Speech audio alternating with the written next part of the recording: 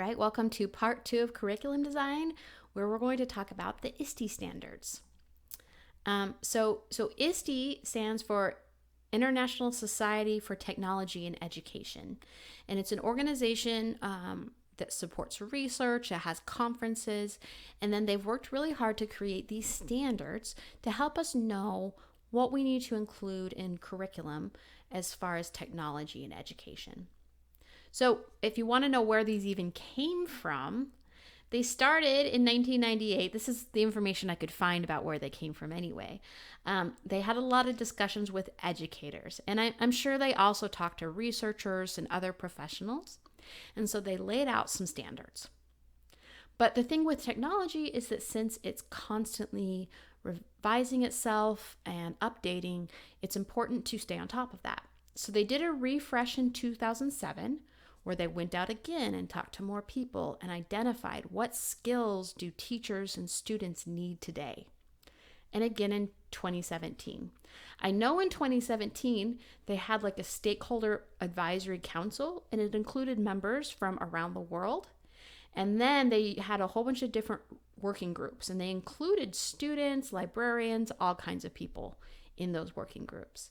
And so they used that information to come together and form these standards. And then in 2018, they added standards for educational leaders, which is really great for us in this program. So these are the categories of ISTE standards.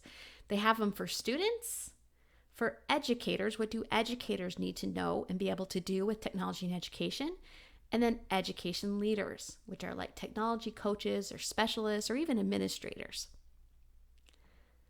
So these are the student standards. I'm not going to go through them all because they're better to explore on your own. But you can see they're pretty broad from an empowered learner. You know, the great thing with newer technologies is we can learn so much on our own. And so it emphasizes empowering students to guide their own learning and their own learning goals.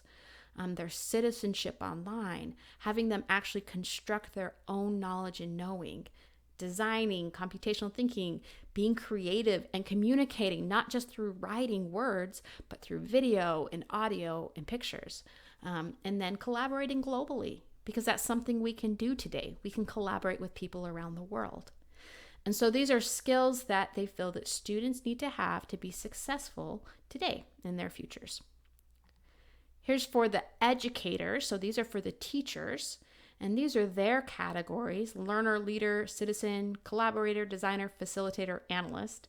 And each of these has a whole bunch of other subcategories. So if you go into the website to explore, you can expand them and see subcategories under each of them. And then these are the education leader standards: equity and citizenship advocate, visionary planner. That's a lot of what this curriculum design has to fall under, is curriculum planner. Empowering leader, systems designer, and connected learner.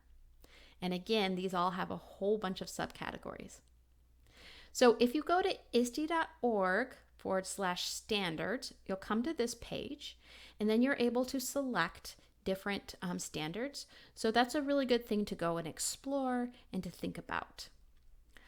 One more thing, I recently acquired a survey that is based on the ISTE standards for educators, and it helps you evaluate how well educators, their self-competence in these ISTE standards. So as a class, we're actually going to just take this together to see what it looks like and see where you would fall on the educator standards. They're pretty rigorous, but that's the type of tools you could use if you're helping other teachers as well.